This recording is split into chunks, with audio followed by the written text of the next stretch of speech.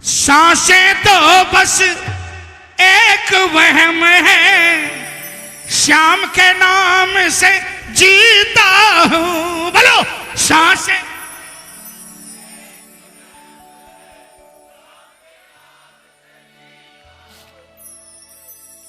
कई लोग इस बात को मजाक में उड़ा सकते हैं।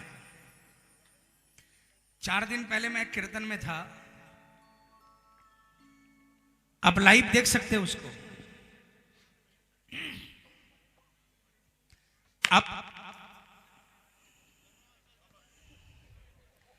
आप उसको लाइव देख सकते हो।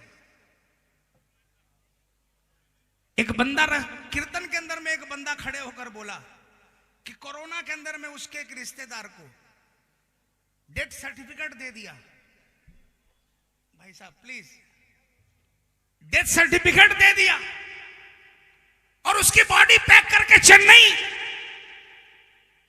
भेज दी गई। लेकिन जब वो जिंदगी और मौत से जूझ रहा था ना, तो बाबा का वस्त्र उसके गले में पहनाया गया था। और जब वहां पर बॉडी रिसीव करी गई और जब उसके अंतिम संस्कार के लिए बॉडी को खोला गया, वो बंदा जिंदा खड़ा हो गया और वो आज तक जिंदा है। मुझे एग्जैक्ट डेट शायद ये 20 तारीख या 21 तारीख के कीर्तन की बात है, पंजाब में कीर्तन हुआ था।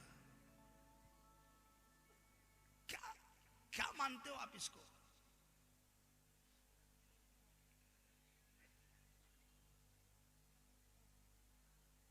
बहुत सिंपल देव है, बहुत सिंप्लिसिटी। जो बिल्कुल सिंपल होते हैं ना, उसको तुरंत पकड़ लेता है, और जो सियाने होते हैं उसकी तरफ देखता भी नहीं है। प्रेमियों, ये ताम झाम वाला देव नहीं है। मैंने आपसे पहले ही पूछा ना कौन सा कीर्तन। नहीं बेटा, नहीं कर बेटा। मैंने पहले ही पूछा। आजकल नया वाला कीर्तन करना है तो बोलो मैं भी उछल कूद कर दूंगा, लेकिन मैं कर नहीं पाऊंगा। कीर्तन वो जिस कीर्तन के अंदर में काम बने, वरना बेकार है।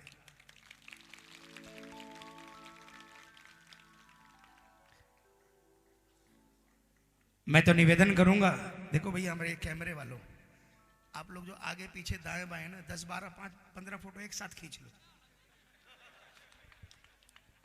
फिर उसके बाद आप भी एक जगह कोना पकड़ लो अपना, और मैं तो निवेदन करूंगा आप मेरे साथ भजन गाओ। आपका अपना स्टूडियो बना देगा बाबा। मजाक नहीं कर रहा मैं।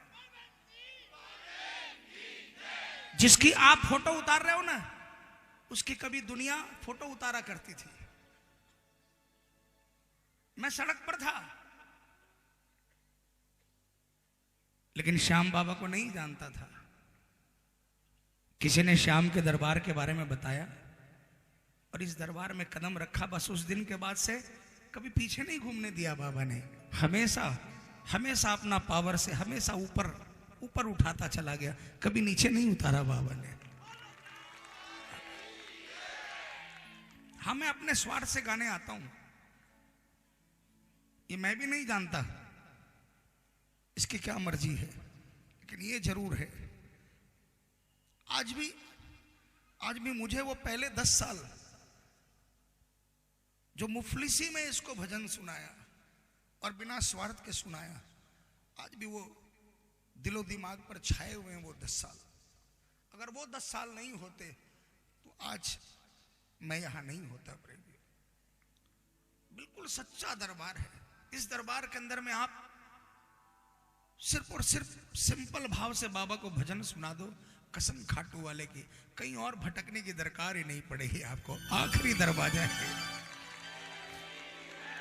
और सुन लो, जिसका इस दरबार में काम नहीं बनाना, उसका कहीं बन भी नहीं सकता, ये भी गारंटी है। क्योंकि जिनको वरदान दिया भगवान कृष्ण ने, याचक बने हैं कृपा निधान,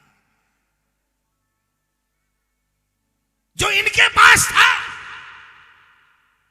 और जब इन्होंने मां को वरदान, मां को वचन दिया का साथी बनूंगा तो भगवान कृष्ण भी सोच में पड़ गए, अब तू क्या करेगा, तेरी माया साम दाम दंड भेद कुछ काम नहीं आएगा, 3 बाण के आगे सब कुछ खत्म हो जाएगा। तब भगवान कृष्ण को ब्राह्मण का वेश बनाकर छल से शीश का दान लेना पड़ा। और बर्बरीक जी ने 1 मिनट नहीं लगाई, तुरंत अपना शीश दान में दे दिया। तब भगवान ने कहा था कि अब तूने जो मां को वचन दिया है कि हारे का सहारा बनूंगा, वो महाभारत में तो काम नहीं आया, लेकिन कलयुग में आएगा। जो सारी दुनिया से हार कर आएगा वो हार कर वापस नहीं जाएगा।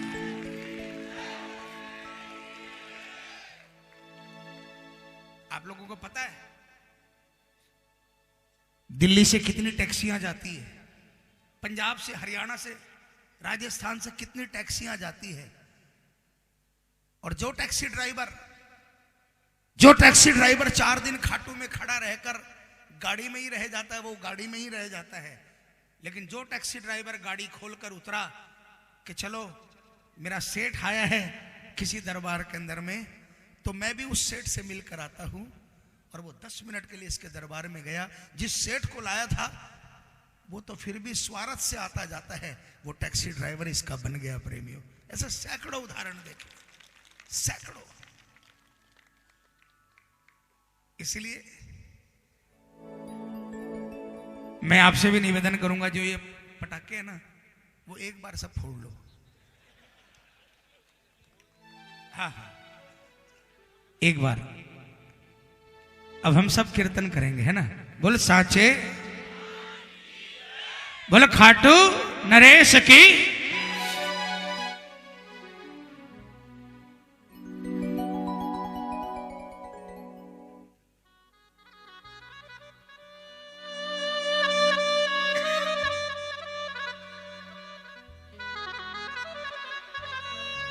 आइए,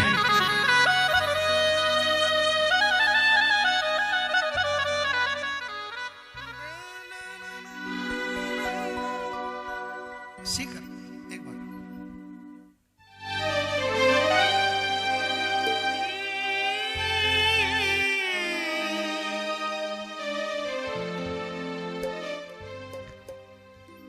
कन्फेशन, कन्फेस करना।